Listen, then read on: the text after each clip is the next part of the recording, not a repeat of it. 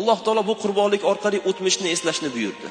Bu qurbonlik orqali shunchaki banda emas, balki Alloh taoloning xalili, yaxshi ko'rgan bandasi, itoatkor bandasi, hattoki qo'y nima bo'pti, o'g'ilni ham bu yo'lda fido qilamiz deydigan iymon egasi Ibrohim alayhissalomni eslatadi.